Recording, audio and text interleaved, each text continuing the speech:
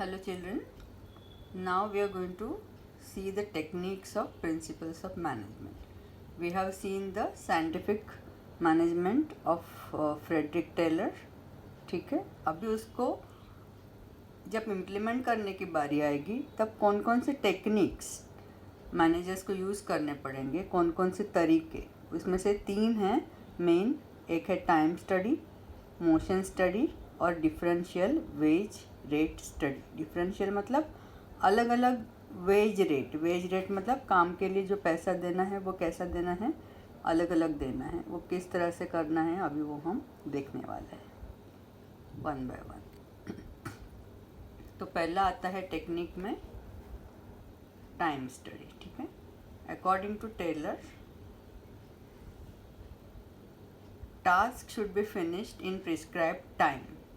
मतलब जो एक्सपर्ट्स हैं उनको पहले वो एक स्टडी करना चाहिए कि एक काम के लिए कितना टाइम लगता है. सपोज़ मैं तुमको बोलूँ कि एक भाई स्क्वायर बॉक्स बना दो और तुमको मैं मटेरियल दे दूँ, तो 15 जन में से जो भी वो मिनिमम टाइम में बना लेगा उसको हम बोल सकते कि this is the correct way to do it, right. तो इस तरीके से स्टॉप वॉच लेके फ्रेडरिक टेलर ने ये तरीके ढूंढे हैं. स्टॉप वॉच लेके ऑब्जर्वेशन करके उन्होंने एक काम कितने टाइम में होना चाहिए उसका स्टडी किया और उसको बोला जाता है कि ये काम इतने टाइम में होना चाहिए, उसको बोला जाता है that prescribed time.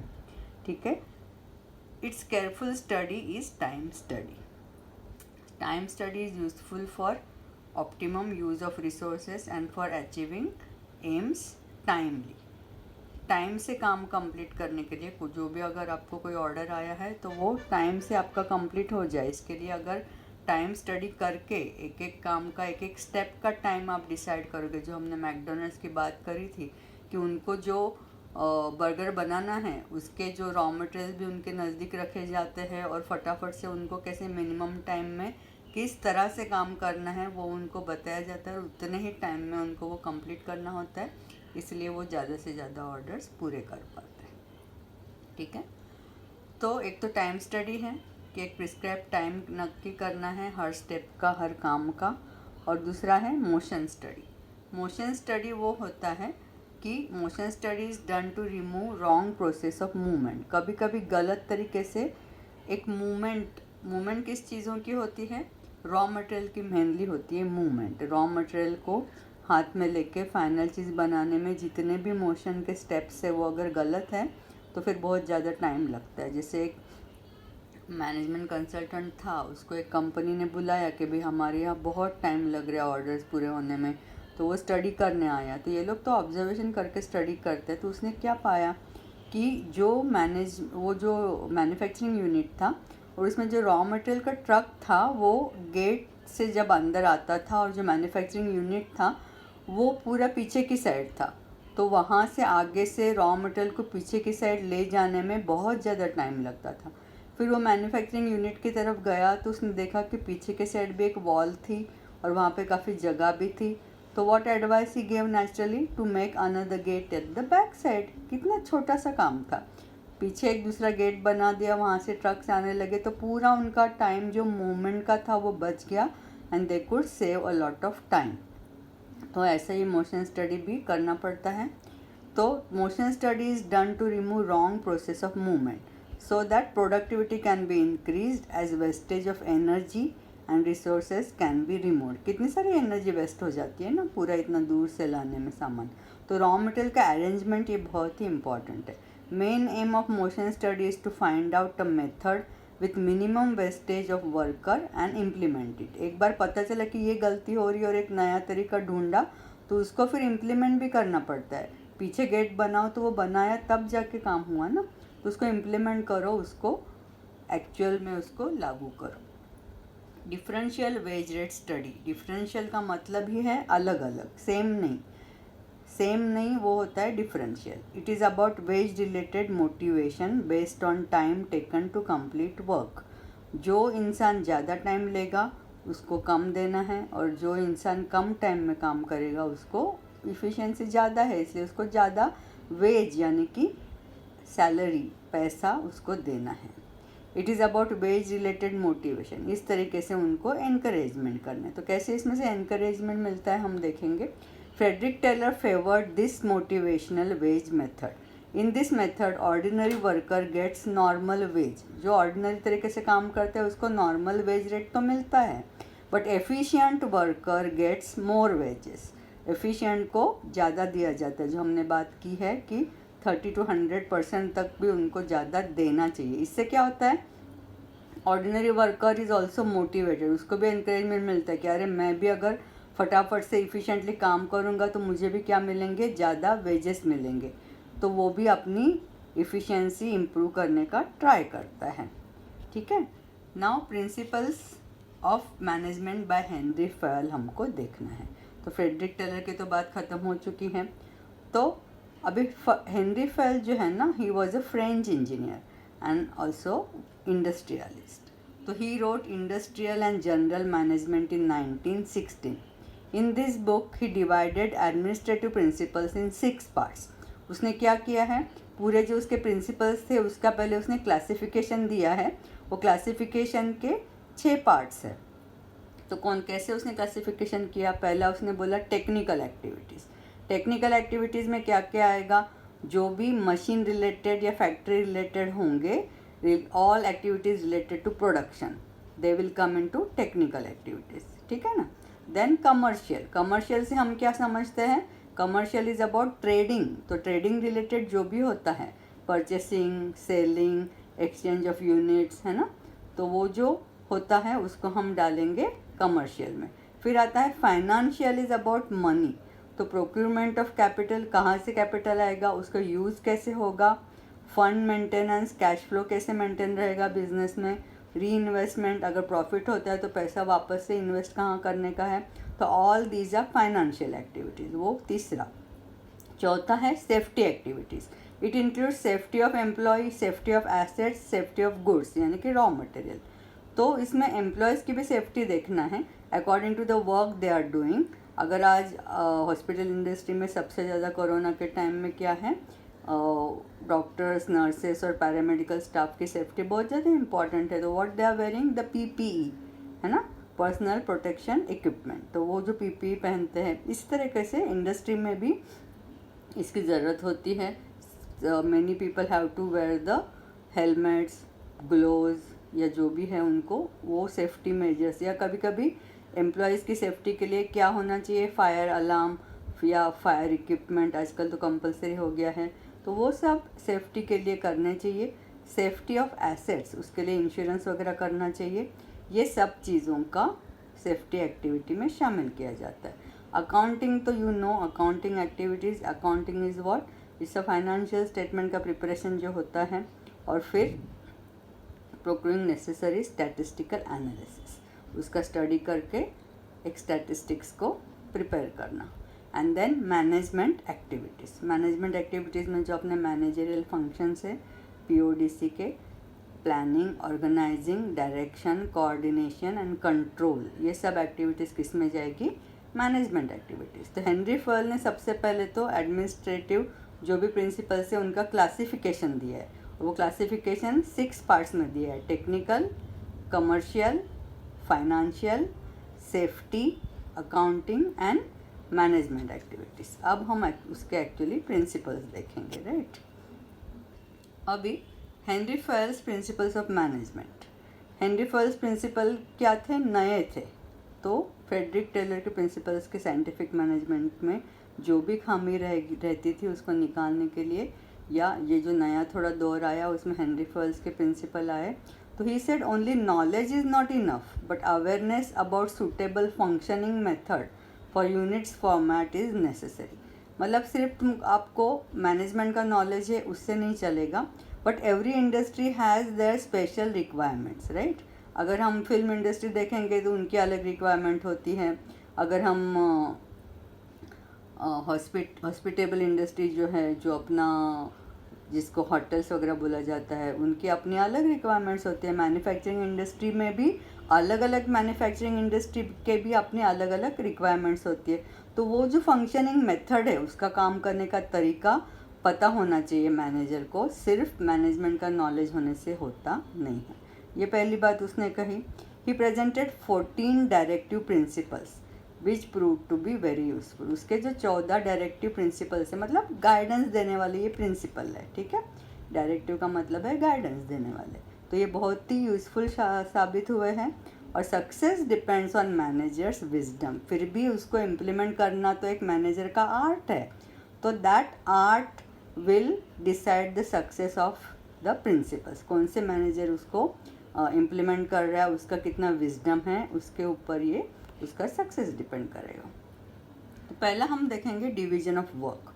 Distribution of work जिसको बोला जाएगा इंक्रीजेस एफिशिएंसी ऑफ वर्कर्स। अगर घर में अभी जब सब बैठे और एक सिर्फ मम्मी काम करेगी तो क्या होगा, उसकी एफिशिएंसी नहीं बढ़ेगी। तो हर एक को अगर डिस्ट्रीब्यूशन ऑफ वर्क देंगे, थोड़ा थोड़ा काम देंगे, तो सब इफ़िशिएंटली करेंगे, जल्दी काम ख़त्म होता है।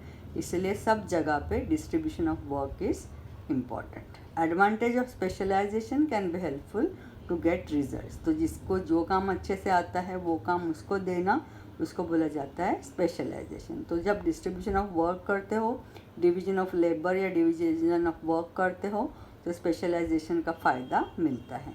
It should be done at managerial and factory level as per specialization. किसी को अकाउंट्स की वगैरह ज़्यादा जानकारी है, उसको क्या बनाने का, उसका हेड बनाने का। किसी को सेल्स परचेस ये सब चीज़ों में ज़्यादा जानकारी है, तो उसको हम क्या करेंगे, इस तरीके से वो काम देंगे। किसी को मार्केटिंग में ज़्यादा जानकारी है तो उसको वो काम दिया जाएगा। किसी को लोगों को हैंडल करना अच्छा आता है तो उसको ह्यूमन रिसोर्स दिया जाएगा।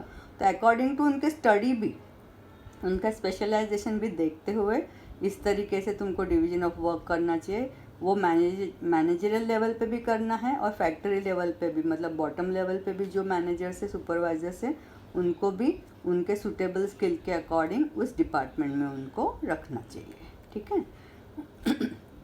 तो पहला हो गया division of labour. Second is authority and responsibility. देखो 14 प्रिंसिपल्स है, लेकिन ये बड़े सिंपल है, इसमें कोई ऐसा नहीं है, तो you can easily remember. Division of work तो याद रह ही जाएगा।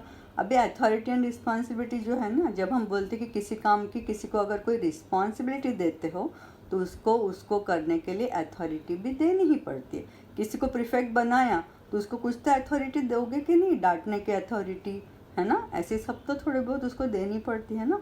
तो ये जो अथॉरिटी एंड रिस्पॉन्सिबिलिटी है, अथॉरिटी यानी कि पावर, तो power and responsibility are two sides of the same coin, ये साथ जाते हैं। Whenever responsibility of a certain work is given to anyone, assignment of authority should also be given to that person. नहीं तो वो ठीक तरीके से काम कर नहीं पाएगा, उसका कोई सुनेगा नहीं। लोगों को पता होना चाहिए कि इसको इस काम की अथॉरिटी दी गई है, तो लोग उसको मानेंगे। While giving authority and responsibility, it is important to consider person's knowledge, qualification, experience, art of leadership and maturity according to post of the employees. जिस पोस्ट की उसको इस रिस्पॉन्सिबिलिटी दे रहे हैं, उसके लिए सूटेबल उसको नॉलेज है कि नहीं, क्वालिफिकेशन है कि नहीं, उसका एक्सपीरियंस उसको सूटेबल है कि नहीं, और उसके अंदर वो लीडरशिप का आर्ट है कि नहीं, और वो मैच्योरिटी जो ज़रूरी है उस पोस्ट के लिए, ये है कि नहीं, उसको चेक करना बड़ा ही ज़रूरी है। Now the third one is discipline. Discipline के सिवा तो कहीं पे भी अच्छा काम होता नहीं है।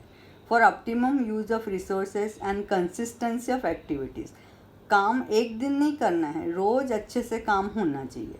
इसीलिए क्या है, इंडस्ट्रियल डिसिप्लिन इज़ नेसेसरी, ठीक है। नहीं तो क्या, कोई भी अच्छे से काम करेगा ही नहीं। लोगों को काम करना पसंद ही नहीं होता है, तो वो अच्छे से काम करे, इसलिए डिसिप्लिन का होना ज़रूरी है। उससे और एक चीज़ क्या होती है, it helps in creating harmonious environment. सबको आप एक तरीके से, एक रूल सबके लिए होता है, ऐसे नहीं कि ये रूल को इनको ही फॉलो करना है और उनको छूट दी जाएगी, ऐसे नहीं चलेगा। सबके लिए एक रूल है, इसलिए हार्मनी आती है, सबको एकता आती है, सबके झगड़े कम होते हैं।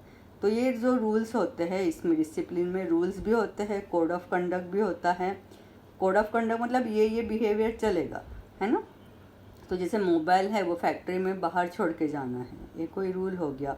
ये कोड ऑफ कंडक्ट में किस तरीके से बात करने का तरीका, क्या कपड़े पहनने हैं। कॉन्ट्रैक्ट्स भी जो होते हैं, जब जॉब पे आप लगते हो कहीं पे भी कोई इंडस्ट्री में, तो जो ओनर और एम्प्लॉयर जो होते हैं उनके बीच में क्या होते हैं, जो कॉन्ट्रैक्ट्स बनाते हैं कि भाई 2 साल के पहले आपने जॉब छोड़ा तो आपको कोई भी जो भी फ़ायदे हैं वो नहीं मिलेंगे, या कभी कभी बोलते कि 1 महीने का पगार आपको जमा करना पड़ेगा, या कभी बोलते कि 2 साल के पहले काम छोड़ोगे तो इतना आपको जुर्माना भरना पड़ेगा, या 2 साल के पहले मतलब आप काम नहीं छोड़ सकते। ऐसा अगर कॉन्ट्रैक्ट साइन करवाते हैं तो ये सब चीज़ें किस में आ जाती हैं, डिसिप्लिन के अंदर ही उसको गिना जाता है।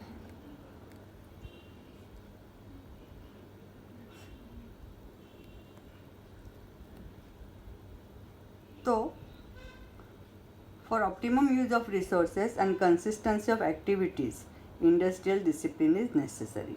It helps in creating harmonious environment. ये देखा हमने, उसमें क्या क्या आता है, rules, code of conduct, contracts और गवर्नेंस। इससे इजी हो जाता है। गवर्नेंस मतलब एक काम किसी के पास से काम लेना, जो एडमिनिस्ट्रेशन है उसको भी गवर्नेंस बोला जाता है, वो अच्छे से होता है, काम अच्छे से होता है। Work can be taken out even in large industries. ये बहुत बड़ी इंडस्ट्री हो तो वहाँ पे भी गवर्नेंस यानी कि लोगों के पास से काम करवाना ईजी हो जाता है when there is discipline. Employ interest increases. Employ का भी इंटरेस्ट काम में बढ़ता है क्योंकि डिसिप्लिन से अच्छे से काम चलता है और सबके लिए एक रूल है तो उनको वो अच्छा लगता है। Supervision and punishment. वो डिसिप्लिन मेंटेन के लिए करने के लिए 2 चीज़ें करनी पड़ती है। एक तो सुपरविजन, देखना पड़ता है कि कौन कैसे काम कर रहा है, डिसिप्लिन है कि नहीं। और पनिशमेंट, अगर कोई रूल को ब्रेक करता है तो उसके लिए पनिशमेंट तो करना पड़ेगा ना, अदरवाइज वो रूल का कोई मतलब ही नहीं तो हर कोई उसको ब्रेक करेगा। इसलिए सुपरविजन और पनिशमेंट ये इम्पॉर्टेंट होते हैं टू मेंटेन डिसिप्लिन। अब आता है unity of command is very important. देखो, यूनिटी ऑफ कमांड एक सिंपल सी बात है कि जो ऑर्डर है वो एक ही सुपीरियर ने देनी चाहिए, मतलब एक बॉस होना ज़रूरी है। जो भी ग्रुप ऑफ वर्कर्स है उनके ऊपर एक बॉस रखो, 2-3 बॉस होंगे तो उनको पता ही नहीं चलेगा कि भाई किसका सुने और बहुत कन्फ्यूजन होगा। ये सिंपल सी बात है यूनिटी ऑफ कमांड में, जो कि 4th प्रिंसिपल है। According to this principle only 1 superior should give orders to employees. एक ही सुपीरियर होना चाहिए। For a particular task order should be given by 1 person so confusion is avoided. Discipline is easily maintained. If more than 1 person gives order, employees get confused. ज़्यादा लोग order देंगे तो क्या होगा, एम्प्लॉयज़ कन्फ्यूज हो जाएंगे and discipline can not be maintain. तो that is unity of command. Only 1 person should give the advice to the employees. एक ही बॉस होना चाहिए, ठीक है। Unity of direction. अभी देखो, प्लानिंग जो है, planning is outline of future, ठीक है। प्लानिंग जब करते हैं तब हम फ्यूचर के बारे में सब डिसीजंस लेते हैं। अथॉरिटी ऑफ जॉब भी प्लानिंग के अकॉर्डिंग ही दिया जाता है, जिसका जो स्पेशलाइजेशन है वैसा। तो ये जो सुपीरियर है उसको क्या करना है, देखना है। जब वो सुपरविजन करेगा तो उसको देखना है कि काम जो है वो प्लानिंग के अकॉर्डिंग चल रहा है कि नहीं चल रहा। अगर प्लानिंग के अकॉर्डिंग नहीं चल रहा तो उसको हम क्या बोलेंगे, डेविएशन आ गया, यानी कि चेंजेस आ गए। प्लानिंग में जो बोला था उसके तरीके से काम नहीं चल रहा, कुछ डेविएशन आ गया, कुछ चेंज आ गया, तो फिर क्या हो करना पड़ेगा, उसको उनको रोकना पड़ेगा और गाइडेंस देना पड़ेगा, डायरेक्शन देना पड़ेगा कि भाई ऐसे नहीं ऐसे करना है।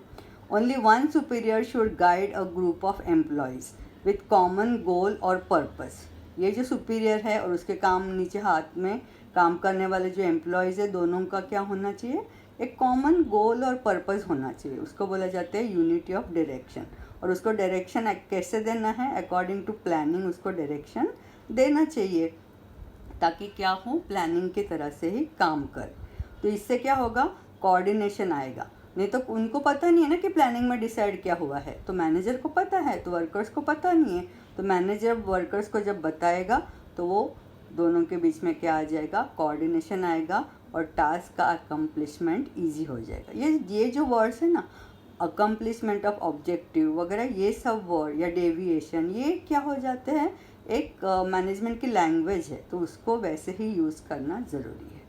Now we are going to look at the 6th principle, that is subordination of individual interest to general interest. ये वैसे कल थोड़ी सी बात हमने इसकी की थी कि एक जो यूनिट का पूरा मेन कॉमन गोल है वो और इंडिविजुअल इंटरेस्ट, एम्प्लॉय का इंटरेस्ट, ये दोनों अलग होने चाहिए नहीं। और उसमें भी क्या होना चाहिए, जो यूनिट का इंटरेस्ट है वो सबसे ऊपर, उसको सबसे ज़्यादा इम्पोर्टेंस देना चाहिए। तो इंडिविजुअल के इंटरेस्ट को कम, मतलब सेल्फिश मोटिव बिल्कुल होना ही नहीं चाहिए। और अगर दूसरा भी कोई मोटिव है तो उसको, जैसे कभी देखो 2 डिपार्टमेंट्स के अंदर कंपटीशन बहुत हो जाती है तो वो एक दूसरे को खींचने की कोशिश करते हैं नीचे, तो ये अच्छी बात नहीं है। तुम अपनी डिपार्टमेंट का काम अच्छा दिखाने के लिए दूसरे डिपार्टमेंट का अगर ख़राब करो तो भी इवेंचुअली क्या हो जाएगा, पूरा यूनिट का जो गोल अचीव करने का है उसमें प्रॉब्लम आ जाएगा, इसलिए ये ठीक नहीं है। तो सबऑर्डिनेशन मतलब समझना कि कौन ऊपर है, तो कौन ऊपर है, यूनिट का गोल सबसे ऊपर होना चाहिए।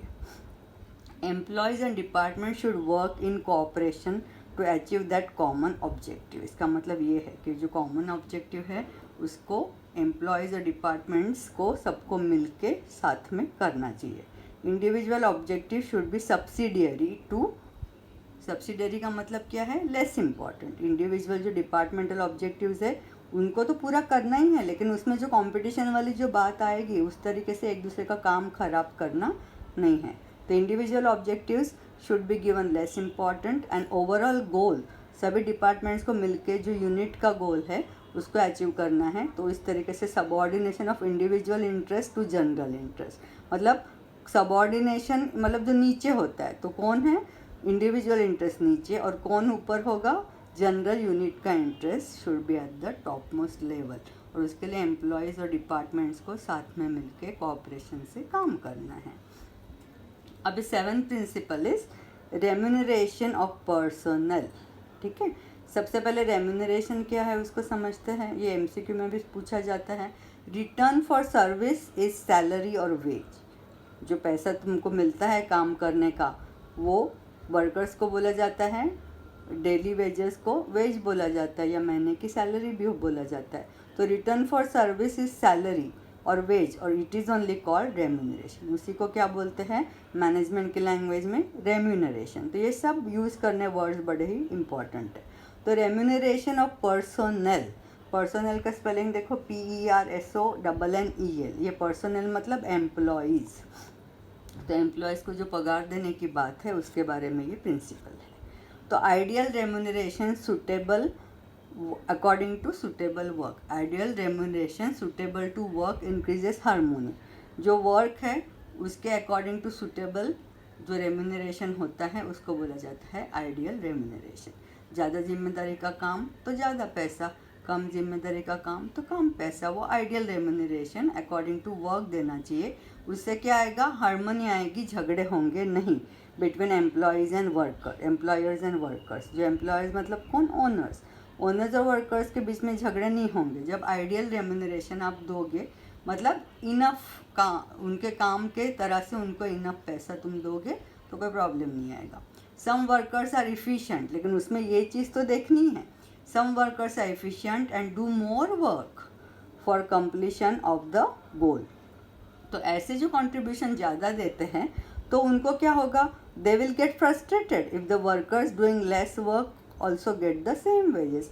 तो कोई इंसान ज़्यादा काम कर रहे, उनकी तरफ कोई ध्यान नहीं दे रहा, और जो गप्पे मार रहे और ऐसे टाइम पास कर रहे उनको भी उतना ही कम काम करके अगर वेजेस मिलेंगे तो फ्रस्ट्रेशन तो किसको आएगा, इफ़िशिएंट को आ जाएगा ना। So efficient workers should get more wages.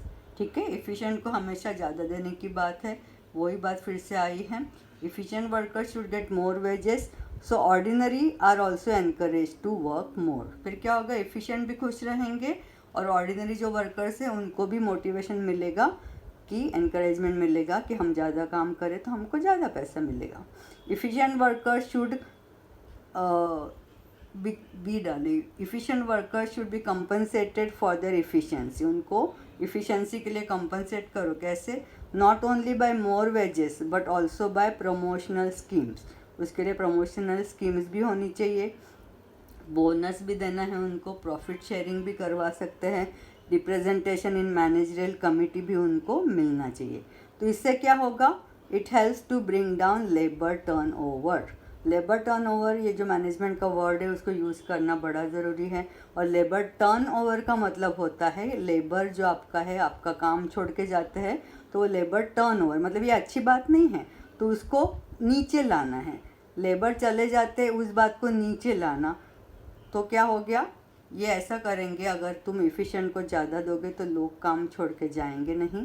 तो ये चीज़ करने से कौन सा प्रिंसिपल, उसको बोला जाता है रेम्यूनरेशन ऑफ पर्सनल। ये अच्छे से करोगे तो फिर लेबर टर्नओवर कम हो जाएगा, लोग काम छोड़ के जाएं। लेबर टर्नओवर हमेशा कैसा होना चाहिए, कम, it should always be less, ठीक है। अब सेंट्रलाइजेशन, सेंट्रलाइजेशन का मतलब क्या है कि अगर पावर किसी एक जगह पे ही दी गई है तो क्या बोलेंगे, सेंट्रलाइजेशन, ठीक है।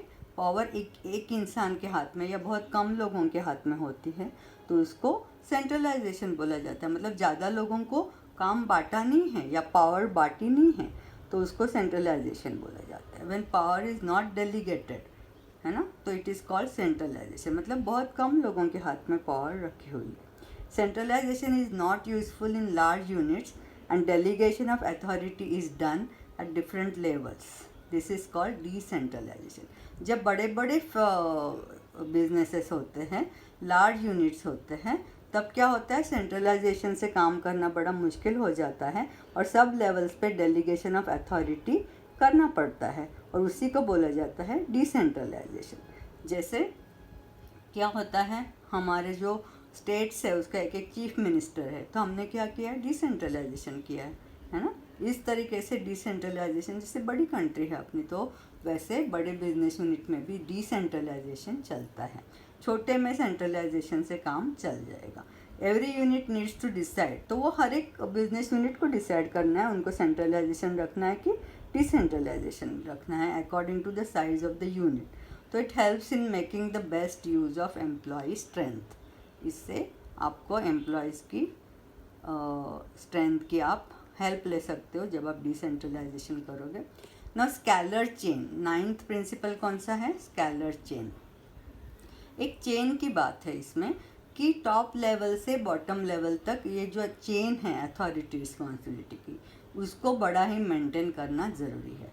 This principle creates a chain from top to bottom level, chain of power, authority and responsibility from top to top level, फिर बीच में मिडिल लेवल में higher officers and then bottom level के एम्प्लॉयज़ या managers. तो this chain should not be broken. सबको clear होना चाहिए कि ये चेन कैसे बनी है, ये हिरार्की कैसे बनी, नहीं तो अगर ये बीच में किसी को पता नहीं होगा कि मुझे किससे ऑर्डर लेने हैं तो क्या हो गया, द चेन इज़ ब्रोकन। तो ये पूरी क्लैरिटी होनी चाहिए। तो ये क्या है, the chain of power from top level higher officers and bottom level employees should not be broken, यानी कि this should be clear. Authority should be according to level, तो जितनी लेवल है अकॉर्डिंगली उसको अथॉरिटी, तो किसको अथॉरिटी ज़्यादा होगी, टॉप को, और अथॉरिटी कम कहाँ होगी, बॉटम को। All employee should be aware of it, सबको पता होना चाहिए, so they know who will give orders and whom to report. ये चेन कंप्लीट कब होती है, जब आपको पता है कि आपको आपका सुपीरियर कौन है तो वो आपको ऑर्डर देगा, और एक सबऑर्डिनेट को भी पता होता है कि मुझे रिपोर्टिंग किसको करना है। तो ये ऑर्डर्स और रिपोर्टिंग की पूरी चेन होती है। This chain moves from top to bottom and bottom to top. Top to bottom कैसे, orders come from top to bottom level, और बॉटम टू टॉप कैसे, reporting goes from bottom level to top level. काम जो पूरा किया है उसका जो रिपोर्ट होता है वो बॉटम लेवल से मिडिल लेवल तक, मिडिल से टॉप लेवल तक जाता है। इस तरीके से two way communication, scalar chain किसकी बात करता है, टू वे कम्युनिकेशन की बात करता है, top to bottom and bottom to top. Next is order. अभी इम्पॉर्टेंस, एम्फेसिस का मतलब क्या है, importance is given to two things. ये जो ऑर्डर है उसमें कौन से ऑर्डर का जो प्रिंसिपल है उसमें दो चीज़ों को इम्पॉर्टेंस दिया गया है, एक तो order of raw material and दूसरा है social order. Raw material should be placed at the right place. क्यों, वो तो हमने कब से हमने बात की है, तो उससे वो टाइम स्टडी में भी बड़ा इम्पॉर्टेंट है और वो मोशन स्टडी के लिए भी बड़ा इम्पॉर्टेंट है कि raw material should be placed at the right place and right person और skilled person should be appointed और recruited at the right place. जो काम है उसके सुटेबल, जो स्किल उसके अंदर है उसको वो काम की स्किल होनी चाहिए, तो फिर हम क्या बोलेंगे, राइट पर्सन इज़ रिक्रूटेड या appointed.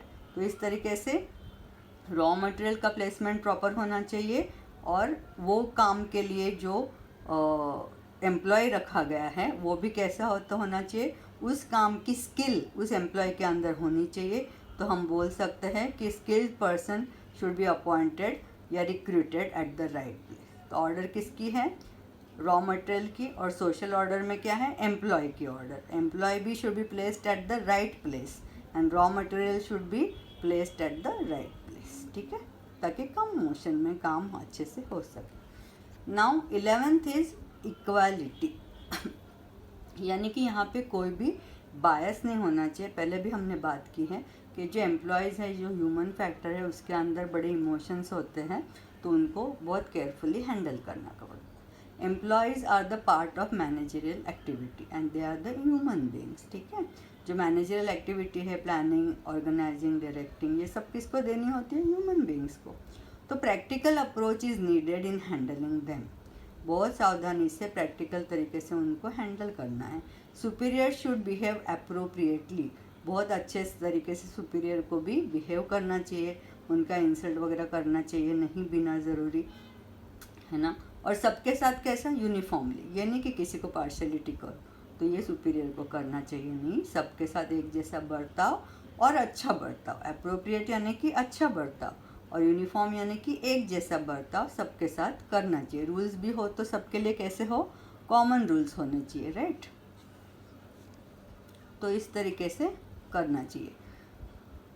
Superior should behave appropriately and uniformly. Equality should be maintained when taking work from them in uniformal और फ्रेंडली वे। इनफॉर्मल, अभी जब इक्वालिटी मेंटेन करने की बात है, लोगों से काम, management is what, getting work done by others. When you are getting work done by others, तो कैसे तुम इक्वालिटी मेंटेन कर सकते हो, थोड़ा सा इनफॉर्मल रहो, थोड़ा सा उनके साथ फ्रेंडली भी होना ज़रूरी है ताकि प्रेशर हट जाए।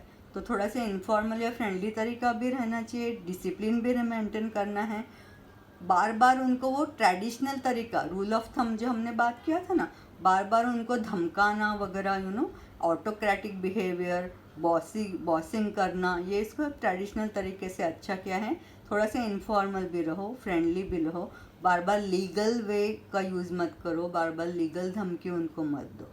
धमकाने से अच्छा क्या है, फ्रेंडली रिलेशंस मेंटेन करोगे तो इक्वालिटी अच्छे से मेंटेन होगी, क्योंकि employ behaviour depends on faithfulness. तो जो मैनेजर है वो अगर उनके अंदर फेथ का फीलिंग ला सकेगा, उनके साथ वो फेथफुल रहेगा, उनको वो कभी भी धोखा नहीं देगा, अच्छी एटीट्यूड उनके साथ रखेगा, उनके साथ यूनिफॉर्मिटी रखेगा, पार्शलिटी नहीं करेगा और उनको जस्टिस दिलवाएगा, तो वो लोग भी क्या करेंगे, फेथफुल रहेंगे, वो लोग भी काम की अच्छी एटीट्यूड रखेंगे, वो लोग भी एक दूसरे को कोऑपरेशन देंगे और वो लोग भी अपने काम को जस्टिस देंगे। तो इसके लिए इक्वालिटी का बड़ा ही इम्पोर्टेंट है। अब stability of personal tenure, tenure यानी कि पीरियड। तो स्टेबल पीरियड अगर होगा, यानी कि ज़्यादा टाइम अगर आपके पास एम्प्लॉय काम करते हैं, तो वो बहुत ही अच्छी बात है। तो ये प्रिंसिपल क्या बोलता है, 11th प्रिंसिपल है स्टेबिलिटी ऑफ पर्सनल टेन्योर। जो परमानेंट है और जो स्टेबल एम्प्लॉय है, मतलब वो बहुत ज़्यादा टाइम से आपके यहाँ काम कर रहे हैं, तो वो कैसे हो जाते हैं, they are assets to any business unit. Assets means they are very very important, they are very very valuable. Assets सब कैसे होती है, वैल्यूएबल होती है। वैसे वो भी क्या हो जाता है, वैल्यूएबल। कौन वैल्यूएबल हो जाता है, जो परमानेंट है और जो स्टेबल है, वो जो काम बहुत सालों से आपके यहाँ काम कर रहे हैं, तो they are working since long time. तो दूसरी बात क्या होती है, so they understand the system, काम करने का तरीका उनको बहुत अच्छे से आ गया होता है, and so they are more productive. यहाँ से भी क्या हो जाता है, जब लोग इस तरीके से ज़्यादा टाइम आपके पास काम करते तो लेबर टर्नओवर क्या हो जाएगा, डिक्रीज हो गया, मतलब लोग छोड़ के नहीं जा रहे। Arrangement for the promotion and training should be done. ऐसे लोगों को बहुत ध्यान दो, उनको प्रमोशन दो, उनको अच्छे से और भी ट्रेनिंग दे दो, ठीक है। तो ये है principle of stability and personal tenure. Tenure एक पीरियड है, जो ज़्यादा पीरियड तक आपके यहाँ काम कर रहे हैं उनको क्या देना है, आपको एक तो प्रमोशन दे दो अच्छे काम के लिए, क्योंकि वो जानते हैं काम कैसे करना है और वो लेबर टर्नओवर भी नीचे ला रहे हैं, और उनको दूसरा क्या दे दो, ट्रेनिंग दे दो, ठीक है। नेक्स्ट 13, अभी 2 ही रह गए। 13 इज़ इनिशिएटिव। देखो इनिशिएटिव क्या होता है कि अगर कोई इंसान काम करने के लिए आगे आता है तो उसको क्या बोला जाता है, इनिशिएटिव। तो just as industrialist needs entrepreneurship वैसे एम्प्लॉयज़ को भी क्या चाहिए, एम्प्लॉयज़ के अंदर इनिशिएटिव होना चाहिए। तो वो कैसे इनिशिएटिव डेवलप करोगे, तो इनिशिएटिव डेवलप करने के लिए एम्प्लॉयर्स को क्या करना चाहिए, employer should create such an atmosphere that initiative can be taken by employees. Employees THAT कर दो वहाँ पे, एम्प्लॉयज़ इनिशिएटिव ले सके ऐसा एटमॉस्फेयर किसको क्रिएट करना पड़ेगा, एम्प्लॉयर्स को क्रिएट करना पड़ेगा। ऐसा एटमॉस्फेयर मतलब कैसे एटमॉस्फेयर, जो कि कंड्यूसिव होगा। मतलब सपोज़ कि मुझे कोई ऐसा काम है कि जहाँ पे मुझे क्या चाहिए, अच्छे से ऑर्डरली तरीके से सब कुछ मिल जाए, शांति हो, फिर वहाँ से लाइट की अरेंजमेंट अच्छी हो, फिर जो भी दूसरी सुविधा मुझे चाहिए खाने पीने की या टॉयलेट की वो सब अच्छे से होनी चाहिए, क्लीन एनवायरनमेंट हो, एयरी हो, है ना, और वहाँ पे झगड़े कम हो, बॉसी ना हो, तो वो हेल्पफुल हो सब एक दूसरे के लिए, तो उसको हम क्या बोलेंगे, कंड्यूसिव एटमॉस्फेयर। तो ऐसा हेल्पफुल एटमॉस्फेयर किसको डेवलप करने की जिम्मेदारी किसकी है, एम्प्लॉयर्स की है, मैनेजर्स की है। तो ऐसा जब होगा तो लोग डरेंगे नहीं, लोग जब डरेंगे नहीं तो वो आगे आएंगे, तो वो क्या लेंगे, इनिशिएटिव लेंगे। तो इससे क्या होगा, जब ऐसा एटमॉस्फेयर एम्प्लॉयर्स क्रिएट करते हैं तो एम्प्लॉयज़ इनिशिएटिव लेते हैं, आगे आते हैं काम करने के लिए, नए नए तरीके सोचते तो भी वो इनिशिएटिव लेके बताते हैं। तो उससे क्या हो जाता है, लीडरशिप की जो उनके अंदर क्वालिटी है वो आगे आती है। It creates leadership and brings out strengths of the employee. देखो आप एक अगर अच्छे मैनेजर हो तो मतलब आपको लीडरशिप की क्वालिटी तो आपके अंदर होगी, लेकिन एक सबसे अच्छा लीडर कौन होता है, जो दूसरे लीडर्स को भी पैदा करता है या ट्रेन करता है, वो सबसे अच्छा लीडर होता है। ठीक है, तो इस तरीके से फिर दूसरे एम्प्लॉयज़ को अच्छे काम करेंगे और उनके अंदर भी इनिशिएटिव की क्वालिटी आ जाएगी। So that is your principle of initiative. इसके लिए मैनेजर्स को क्या करना पड़ेगा, अच्छा वर्किंग एटमॉस्फेयर उनको बनाना है। Last but not the least and very very IMP, कभी कभी वो 2 मार्क या 1 मार्क के लिए सबसे ज़्यादा पूछा जाने वाला है 14th, Esprit de corps. Esprit de corps है ना, ये जो फ्रेंच वर्ड है, और ये फ्रेंच वर्ड है, और वो क्या है, जैसे हम लोग सब बोलते हैं ना, हम इंडियंस है, हम इंडियंस है, कभी मैच होते तो हमारे अंदर कैसे वो ग्रुप की फीलिंग आ जाती कि we all Indians Indians Indians, है ना। तो ये जो वननेस की फीलिंग है उसको बोला जाता है एस्प्रिट डी कॉर्प्स, और वो है एक फ्रेंच वर्ड, वो भी फ्रेंच मिलिट्री में यूज़ किया जाता था to bring out the group spirit, military spirit को आगे आने के लिए ये प्रिंसिपल यूज़ किया जाता था, ये वर्ड भी यूज़ किया जाता था, esprit de corps. So group feeling और feeling of oneness in a group is called esprit de corps. ये आपके बिजनेस में डेवलप हो, ये मैनेजर्स को कोशिश करनी चाहिए। तो this is a French term used for military spirit. When feeling of unity is there among all workers for achieving the goal, then objectives are achieved, ACH, objectives are achieved easily। ठीक है, तो ये Esprit de corps की feeling होगी तो oneness से लोग काम करेंगे, यूनिटी से काम करेंगे, कोऑपरेशन देंगे, कोऑर्डिनेशन भी अच्छा रहेगा और ऑब्जेक्टिव्स भी अच्छे से अचीव हो जाएंगे। Harmony between workers and owners bring success to business. तो इससे क्या होंगे, झगड़े नहीं होंगे, वननेस होगा तो झगड़े नहीं होंगे, और फिर क्या हो जाएगी, हार्मनी होना मतलब कि एकता होना, पीस होना, तो पीसफुली लोग काम करेंगे, वर्कर्स और ओनर्स भी साथ में पीसफुली रहेंगे और सक्सेस मिलेगा, बिजनेस को क्या मिलेगा, सक्सेस मिलेगा। तो ये हमने 14 प्रिंसिपल देखे हैं।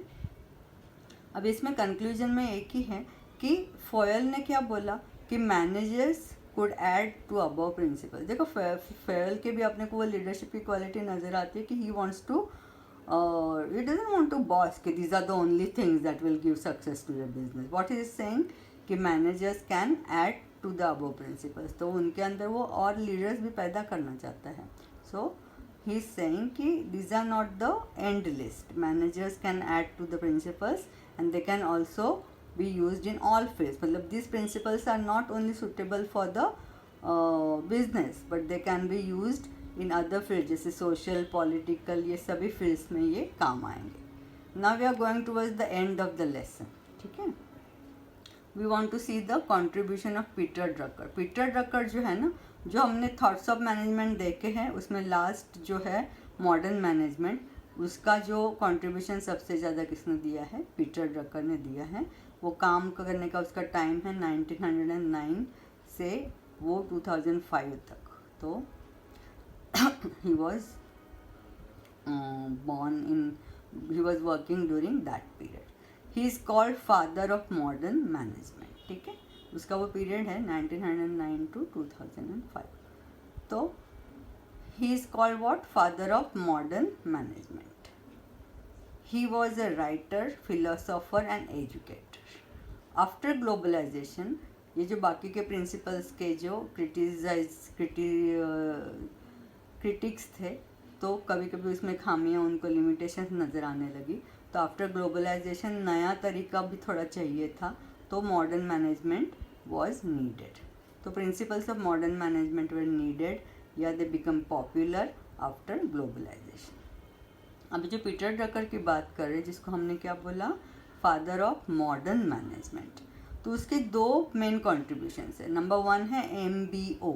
MBO means management by objectives. ठीक है, तो it talks about common goal of employees and managers and this brings huge success. जो हमने अभी भी बात की कि एम्प्लॉयज़ का और मैनेजर्स का एक क्या होना चाहिए, कॉमन गोल होना चाहिए, और इसी से सक्सेस मिलता है. दूसरा उसने किया है सेल्फ रेगुलेशन. मैनेजमेंट सिर्फ दूसरों का नहीं, खुद का भी करना ज़रूरी है. Need to manage oneself creates revolution. हम दूसरों पे ध्यान देकर अपने काम के तरीके पे अगर हम ध्यान नहीं देंगे तो भी कहीं ना कहीं हम लोग, हमारे अंदर प्राइड आ जाएगा और हम गलतियां करेंगे. इसलिए सेल्फ रेगुलेशन की भी उसने ज़रूरत को बताया है.